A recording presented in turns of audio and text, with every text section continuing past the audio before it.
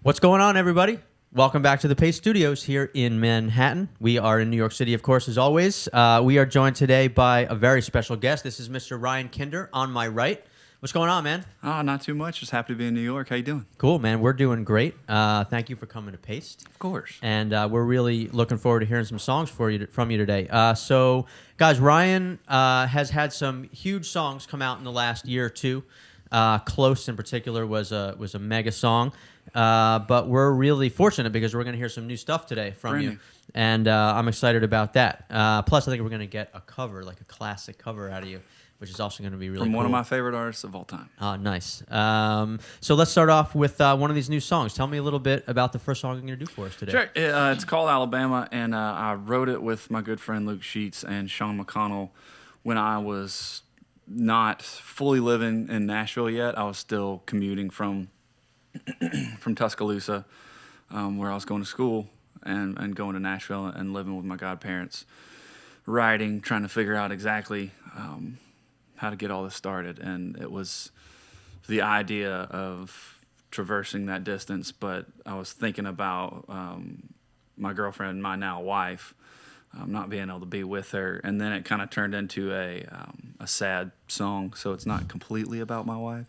I said that one time live, and she goes, you know really what that song's about. I was like, oh, yeah, sorry. It's not truly, completely about you. I apologize. It was, the genesis of the song was about her, and then it took a very left turn. Right. Yeah, it's good. You've definitely got the explanation now, like down pat. You know?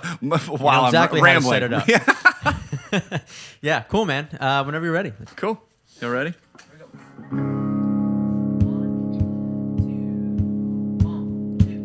Alabama,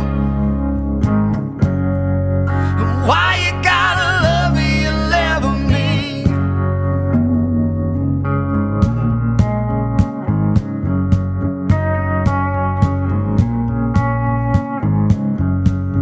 "65 North, cross the state line. They say you drove my heart out of Birmingham. It feels like I'm long gone, like I've moved on, and you're calling me back again. Alabama, why you gotta love me and level me? Alabama, you're tearing my heart out of Tennessee. Alabama.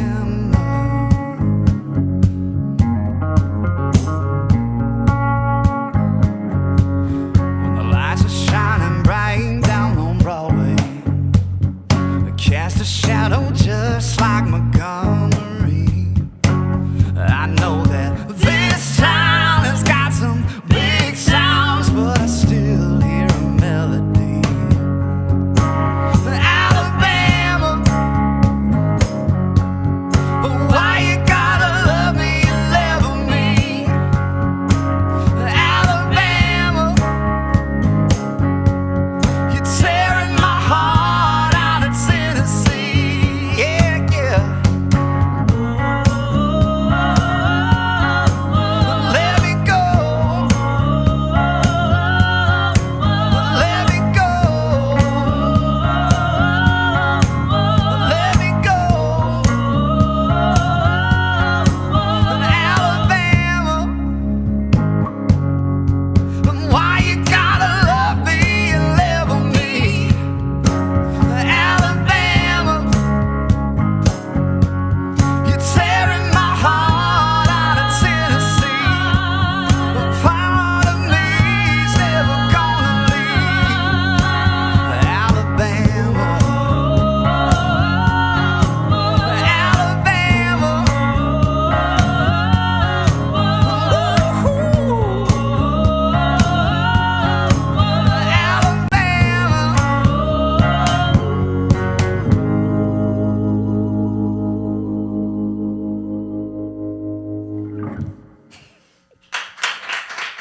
Thank you. Thank you, guys.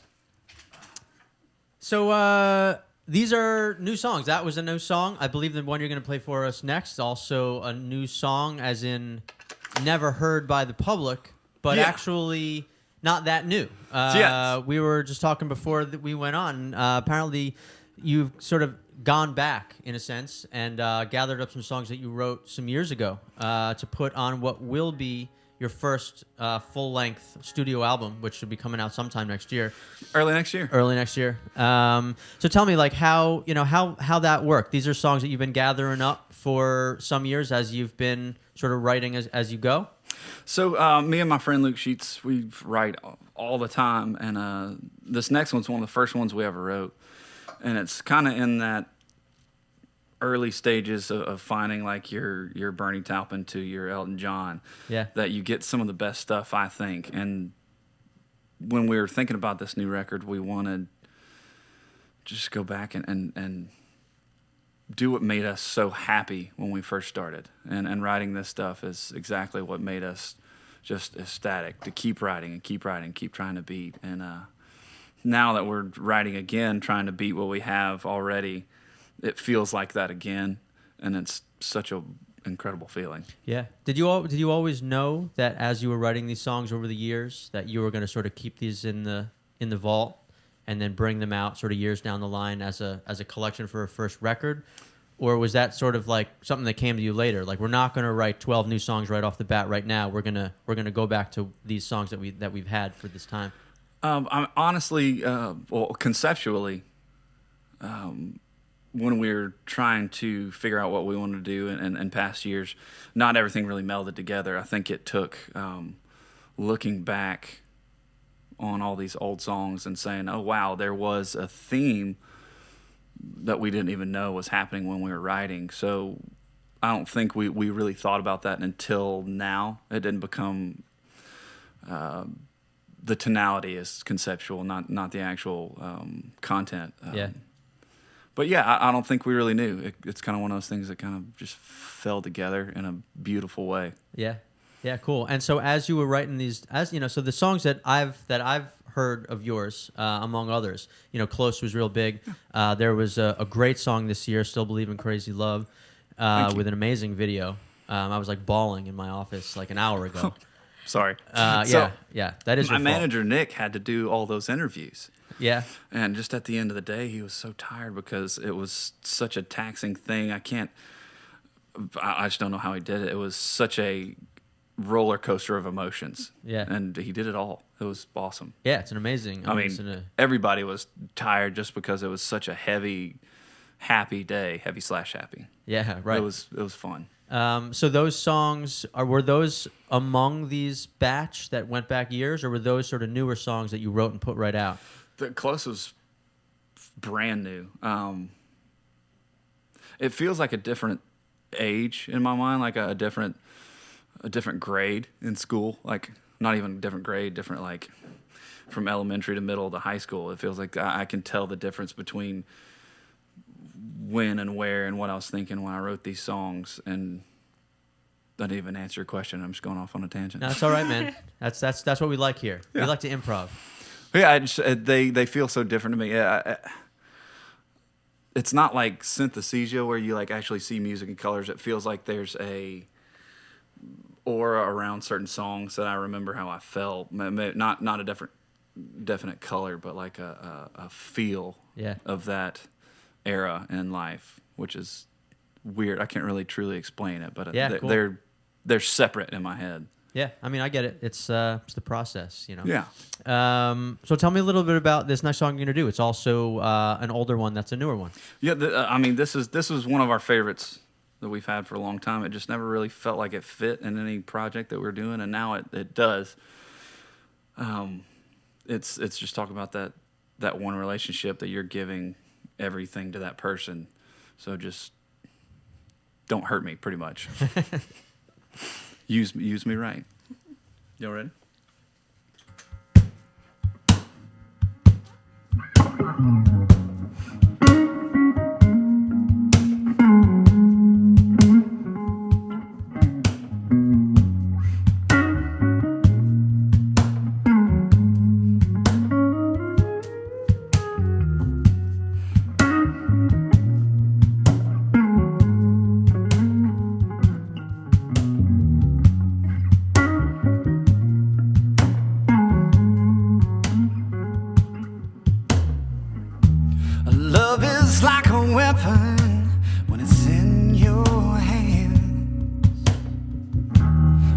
makes you so afraid, it makes you feel like a man. A faith is like a castle that's built on sand. You can make it crumble, or you can make it stand. Make it stand. Use me right. Use me right. All day and all night. Use me right. My heart is like a hammer you're holding now. You can build a shelter, or you can tear it down. A mind is like a carousel spinning around. You can make me dizzy, or make me laugh out loud.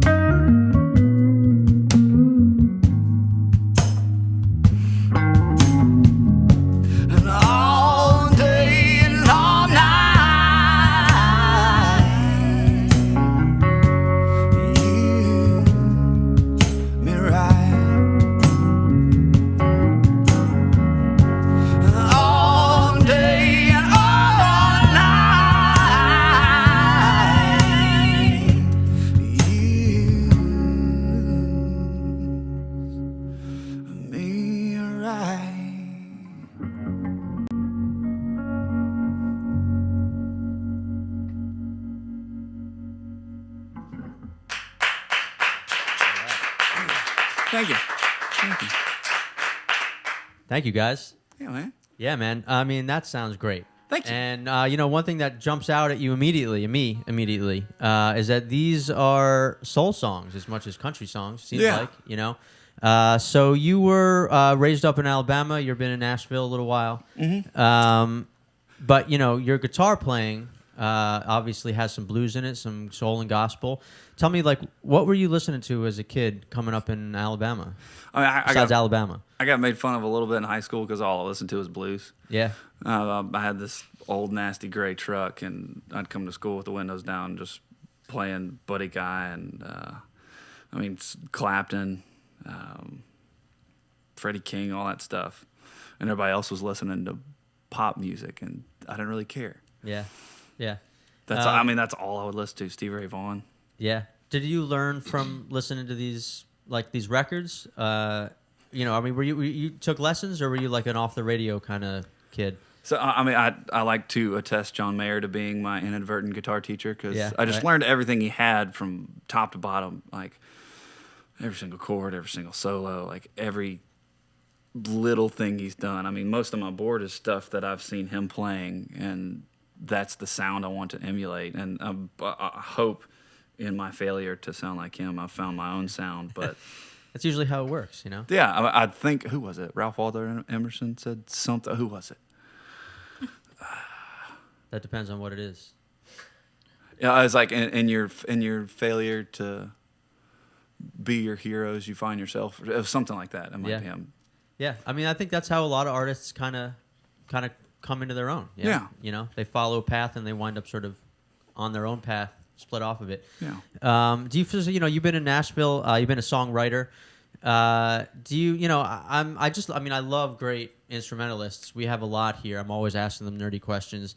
But like, you know, do you feel like in Nashville now or in country music, I mean, do you see a lot of people who are really like paying attention to playing great guitar or great piano? I mean, it seems like there are a lot of songwriters and a lot of great songs. That's one thing that I haven't seen in a long time since Jamie Cullum is an unbelievable piano player. Yeah. And it's sad. Yeah, I don't right. know why that is. Like, nobody is a lead man that's playing piano. Am I wrong? Is there somebody now?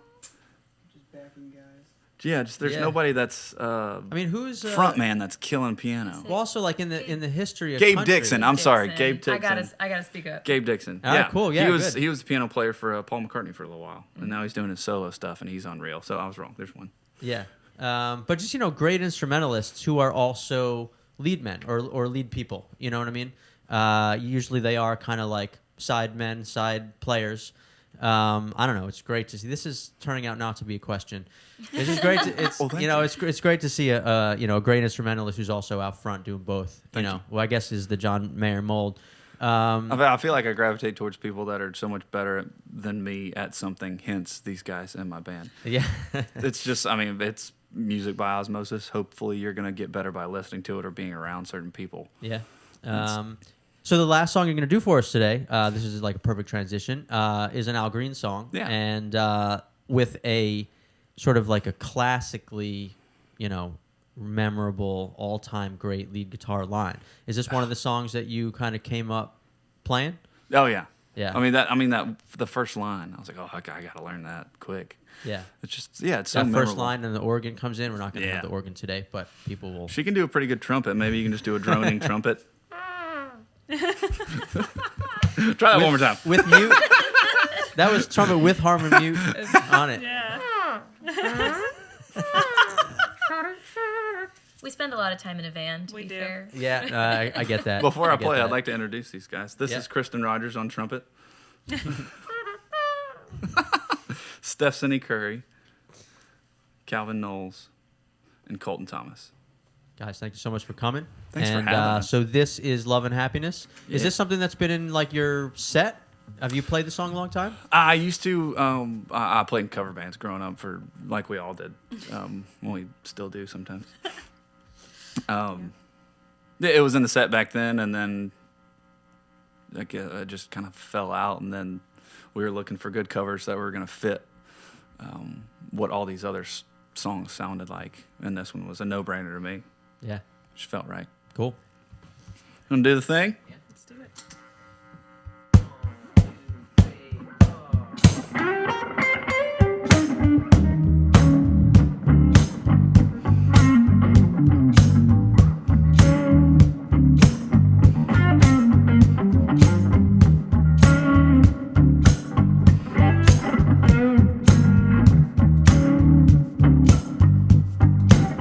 Well, something's going wrong. Someone's on the phone. It's 3:00 in the morning.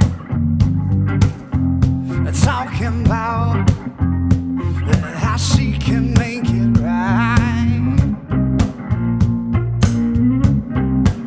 Well, happiness is when you really feel good about somebody. Nothing wrong or being in love with someone. Oh, baby, love and happiness. Love and happiness. Oh, love and happiness. Love and happiness. Love and Love and happiness. happiness. Oh, love and happiness. Love and happiness.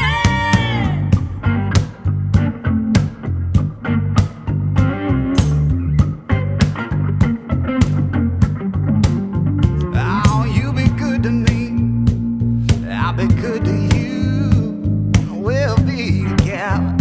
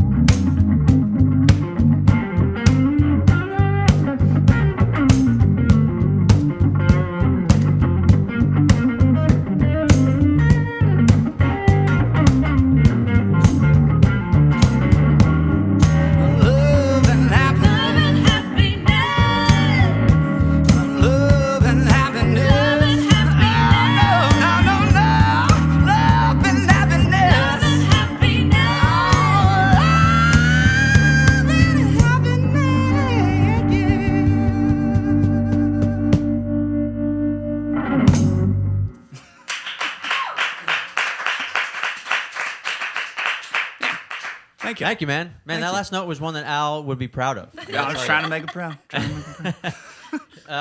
Guys, thank you so much. This is Ryan Kinder over here on my right. So you're on tour right now. Yes. You got a New York show coming up. If I'm gonna Tuesday get this night right, at Tuesday night, Mercury tomorrow Lounge. night, Mercury Lounge. At That is right. 7 o'clock. 7 o'clock 7 o'clock. here Eastern Standard Time.